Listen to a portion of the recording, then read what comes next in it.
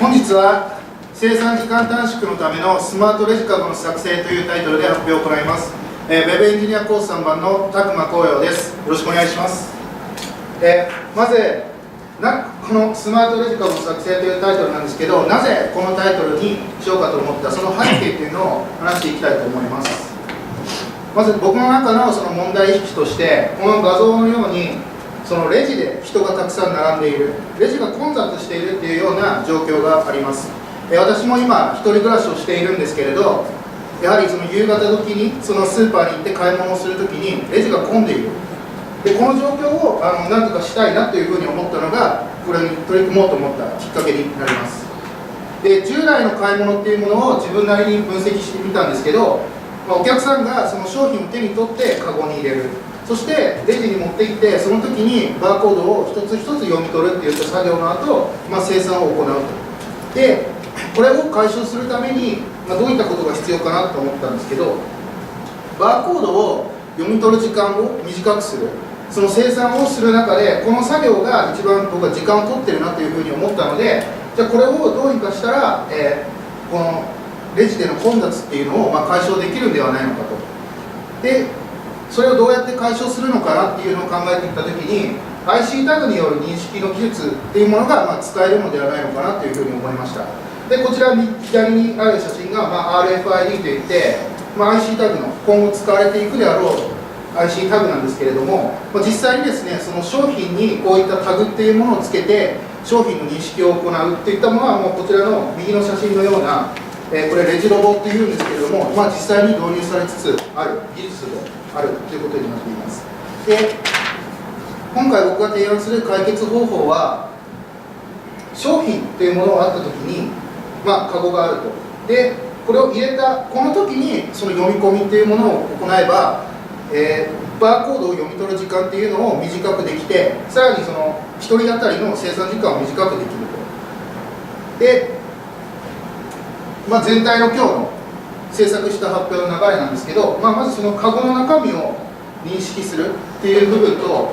このスマートレジカゴを使っていただくお客様にどういった形でその読み取った情報っていうのを提供できるのかっていう点について考えた制作の2つになっています。でまず1つ目なんですけど、まず身近にあるその IC タグに似た技術から使っていこうということで、今回は IC カードリーダーっていうものを使うことにしました。で今回の一つの大事な前提条件なんですけれども、IC カードっていうものと IC タグのついた商品っていうのを、今回はイコールとして行うと。つまり実際にタグを使っているわけではないですけど、似たような技術を使いながら、何かその再現ができないのかといったものになっています。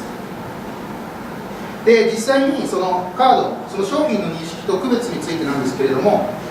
これが実際に行ってちょっと見にくいですけども、上からに登録されましたと。つまりカゴの中に1回も入れたことがない商品っていうのは登録されました。で一番下がその以前も押したことがあるよっていう商品は登録されていますというふうに、区別と認識ができていると。でこちらが実際に読み取った番号になっています。なので今回はこういった商品が入っているカゴっていうものと、この読み込んだ番号をイコールと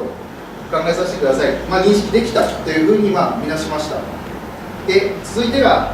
全体の制作の中での、2つ目のパートなんですけど、今実際に読み取った番号を使ってどういったものをお客様に提供できるか、その買い物した後のサービスという点から制作したものです。でこれなんですけれども、今日のその日の買い物の金額が出ると。僕もその一人暮らししてるんでいろいろお金の管理とかするんですけれども、その日買ったものをいちいち手でつけるのも面倒くさいなと思ったので、せっかく情報を読み取ったんだったら、そこからその金額っていうのをこういうふうに表示できると。でもう一つが、簡単な形であるんですけれども、商品名であったりとか、金額、それから賞味期限っていうような、一つ一つの商品の情報っていうのを、使っていただいたお客さんに、提示できるんではないのかなというふうに思います。で以上で今回制作した、カゴの中身を認識するっていう部分と、取得した認識番号を利用するといった点の発表になります。で制作を通してなんですけれども、本来その RFID っていうその IC タグは、一つ一つタグが認識できると。でそういったことから、例えばこの図にあるように、生産地であったりとか賞味期限といったような情報に IC タグの ID から、アクセスできる。例えば、供給量であったりとか、そういった問題があったときにそのタグを読み込んで、これは実際にどこで、生産されたお肉なのかっていうのを調べる。そういった部分の情報も絡めていくことで、今後より良いサービスができるなと思っていて、自分としては、例えば IC タグの情報を持ってるっていうことは、その商品を実際に買ったっていうことなので、例えばその商品を買った人だけが持ってる意見であったりとか、使ってみて良かった悪かったっていう点を、交換し合えるようなコミュニティっていうのを作って、そこに入る時の、キーとして RFID から取った情報を使うというような、使い方もできるんではないのかなというふうに思っています。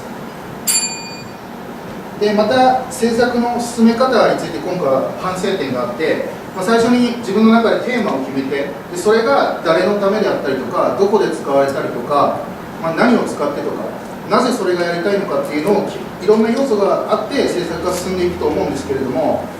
今回はそれが途中でブレて制作が伸びてしまったりとかっていうことがあって、やはり大事だなと思ったのが、やっぱり一回一回の制作をちゃんと終わらせる。それからそのまた違った要素とか角度から考えてまた終わらせるっていう流れをしっかりと自分の中で作っていくっていうのが、今後のに生かせる点だなというふうに思っています。以上で発表終わります。ありがとうございました。